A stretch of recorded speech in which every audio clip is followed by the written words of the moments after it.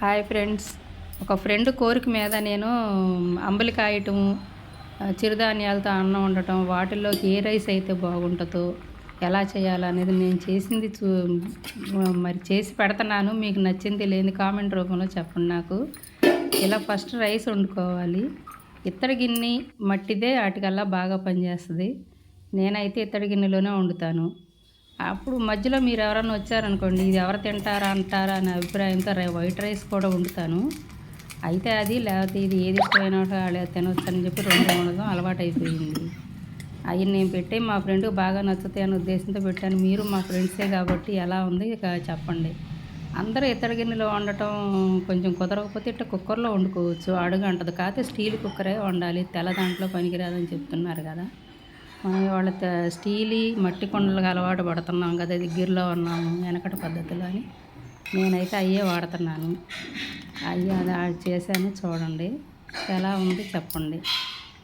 ఈ మట్టి దాకలే ఎక్కువ వాడతాను నేను. ఇది అంబలి అనమాట. ఇంతకుముందు వండింది రైసు, ఇది అంబలి. అట్లా నీళ్లు 1కి 12 నీళ్లు పోసి ముందు పొయ్యి మీద పెట్టి అవి కడుపుళ్ళు ఆడేటప్పుడు బియ్యం వేయాలి.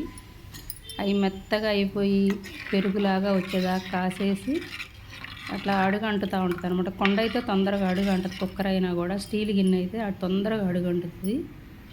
అది స్లోగా ఉండి తిప్పుతూ ఉంటే ఇక ఎగిరిపోతాయి అనమాట ఉడికేది. కరెక్ట్గా 1కి 12 సరిపోతాయి నీళ్ళు కొలత ప్రకారం. ఏ గ్లాస్తో అయితే మనం చిరుధాన్యాలు తీసుకుంటామో అదే గ్లాస్తో 1కి 12 పోస్తే అట్లా ఇట్లా అవుతుంది అనమాట గట్టిగా.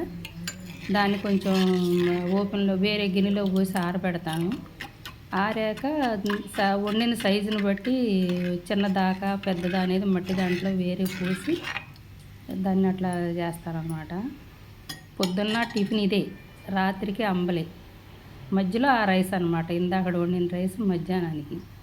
అట్లా ఇవాళ రాత్రి నానబెట్టింది ఇట్లా గుడ్డ కట్టేసేసి అట్టా ఉంచేసి ఇప్పుడు నేను ఇది పొద్దున కట్టాను. అది రాత్రికి అనమాట. పొద్దున 7 గంటలకు కట్టిన కుండకి రాత్రికి అనమాట అది అంబలి.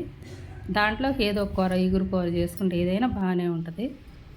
ఆకుకూర అయినా సరే గల అలవాటు అయ్యింది. చూడండి.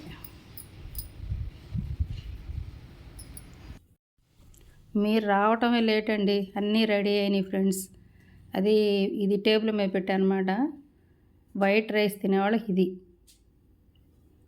ఇది చిరుధాన్యాలు కొరలు అన్నం అనమాట. ఆ రోజు నేను వండింది. ఇది సొరకాయ పాలు పోసిన కూర,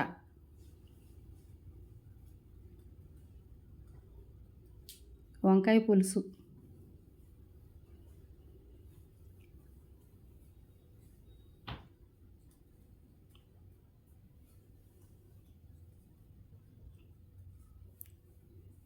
మజ్జిగ,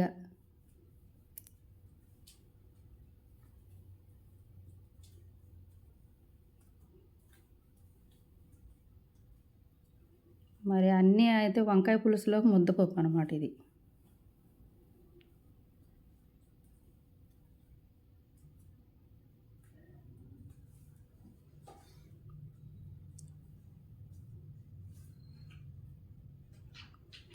వేరే ఐటెం కావాలనుకునే వాళ్ళకి మాత్రమే అది ఎండో, అందరికీ అనుకునేరు. ఇవండి నేను చేసినవి. చిరుధాన్యాలతో అన్నము, వైట్ రైసు, అంబలి. కాకపోతే అంబలి కుండ వంటింట్లో ఉండిపోయింది, అది ఇక్కడికి రాలేదు. అదంటే ఇప్పుడు తినేది కాదు కదా.